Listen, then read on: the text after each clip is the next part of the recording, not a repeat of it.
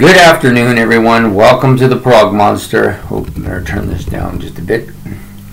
Anyways, my name is Murph. I am the host of this show. This is a show that is dedicated to progressive rock and other forms of rock music. So we're here on my Monday night for a look back at a classic rock album. And since Yes is about to release their 23rd studio album, I decided to go with this album today. Anderson, Bruford, Wakeman and Howe. Does that not sound familiar? Does that not sound like the guys from Yes? Yes, it does, because that's who it is. Sorry, I'm just goofing around here. So this album came out in 1989. I believe it was June. Was it June 20th? Yeah, June 20th, 1989. On the Arista label, and was about 59 minutes or so long. It was recorded at the Lafrette Studios in Paris, France, and Air Studios in Montserrat, British West Indies, and Air Studios in London, England. And also was produced by Chris Kearnsey and Jon Anderson, no doubt. So, what is it about this album that makes it so special? Because it's got 4 of those classic members of Yes on it.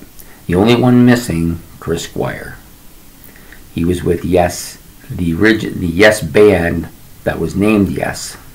These guys couldn't use the name because that title belonged to the other band, so they went with their names. I know it's hard to read the names here. I'll try to get up a little closer so you can see it. Anderson, Bruford, Wakeman, and Howe. Also, Tony Levin is on this album as well. Well, we get a little bit ahead of ourselves. So, Jon Anderson does the vocals, of course, and he's really good on this. Mind you, Jon Anderson's really good on anything. Is there any progressive rock singer that have maintained and been so good from beginning to end of career? I can't think of anybody. His voice is the same as it was back in 1969. It was great then, it's still great now, and it was great on this album. So we got Bill Bruford, yes, my buddy, my favorite, Bill Bruford, on acoustic drums and electric drums here on this album. There's quite a bit of electric drums on this album as well. We've got Rick Wakeman on keyboards and keyboard instruments, and Steve Howe playing the guitars. Now, we also have some additional musicians on the album. Tony Levin, he's the bass player, replacing Chris Squire in this arrangement. He also does the Chapman stick. For those of you who are not familiar, it's like the handle of the bass, but just without the bass parts. Anyways, and then you have him on vocals as well. You have Matt Clifford on keys and vocals. You had Milton McDonald on rhythm guitar. And then you have a host of singing groups here. You have the Oxford Circus Singers, which features Deborah Anderson. I think it's Trisha Nels. Trisha Nels. Carol Kenyon and Frank Dunnery. Then you have the JMC singers, John, Matt, and Chris, doing backing vocals. You have Emerald Island Community Singers doing backing vocals. And then you have the Sign Singers doing backing vocals. So lots of vocals on this album. So this album has 9 tracks, but a lot of the tracks, which is typical of a Yes album, I might add, have multiple parts to them. Themes, Sound, Second Attention, and Soul Warrior. Then you have Fist of Fire. Then you have Brother of Mine, The Big Dream, Nothing Can Come Between Us, and Long Lost Brother of Mine. Then you go to Birthright, then The Meeting, then you have the quartet, which features I Want to Learn, She Gives Me Love, Who Was the First, I'm Alive, and then Tikwa, and then 8, Order of the Universe, Order Theme, Rock Gives Courage, It's So Hard to Grow the Universe, and then the final song, Let's Pretend. So in some ways, as odd as this sounds, it has 4 fairly lengthy tracks: Quartet, Order of the Universe, Themes, and Brother of Mine. And then it has these other 5 kind of bit songs. Does that not sound familiar to you? Does that not sound like something like Fragile, with its 4 big songs and its little bit pieces? Yeah, I was thinking that there was some coordination there with that. This album doesn't, of course, sound anything like Fragile. I don't think it really actually sounds like any Yes album. But it has a lot of Yes elements to it.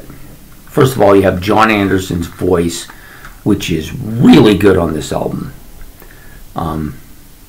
Not that it isn't really good on a lot of albums, but this particular album, I find his vocals very strong. And just, for me, when Jon Anderson's voice is very strong, it brings out emotions in me. You know, he just has that way of singing that brings out strong emotions in you, and this album, it just does that for me. I just love this album.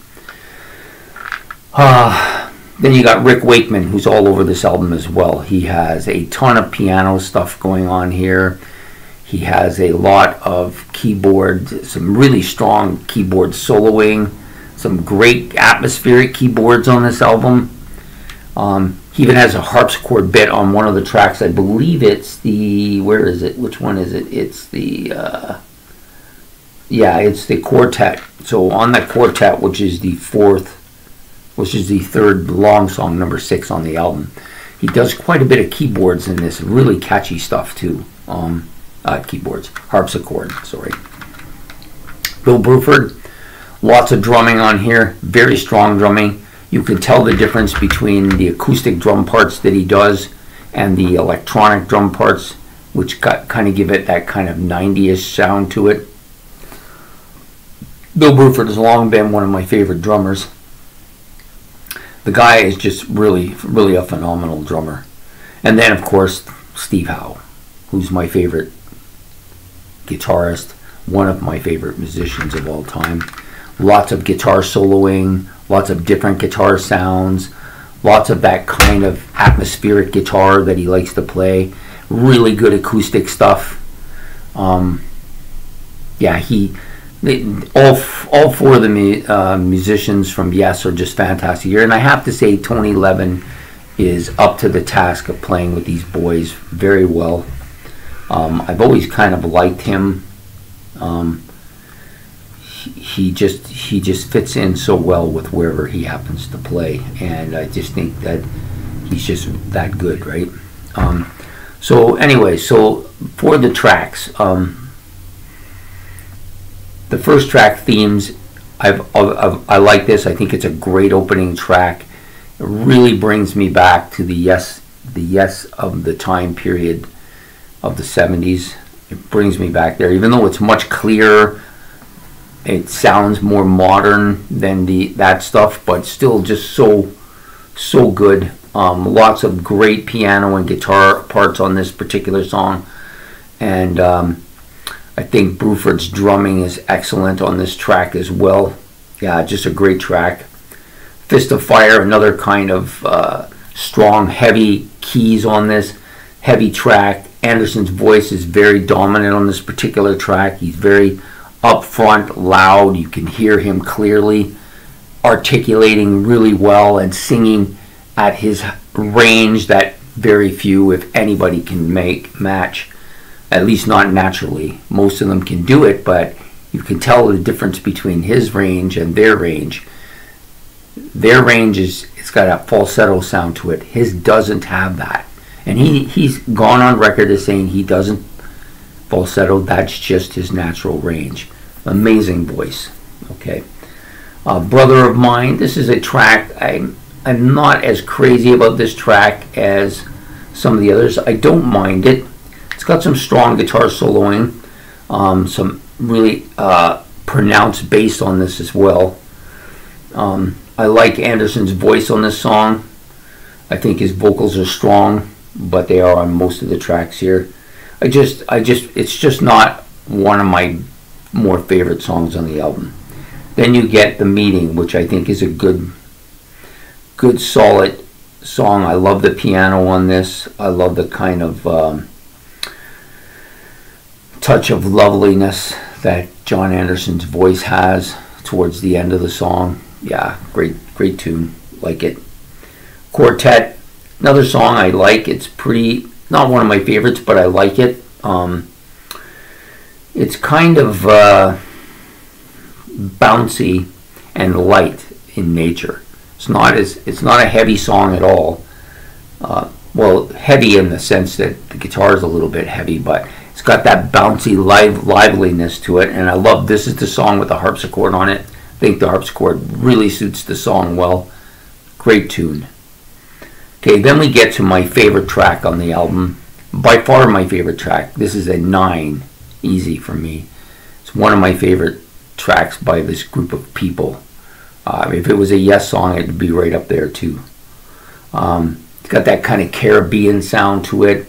It's bouncy as hell. It's very catchy as hell. The beat is really catchy. I love Jon Anderson's voice on this.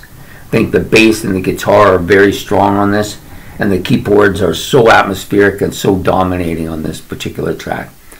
There isn't much about this track I don't like.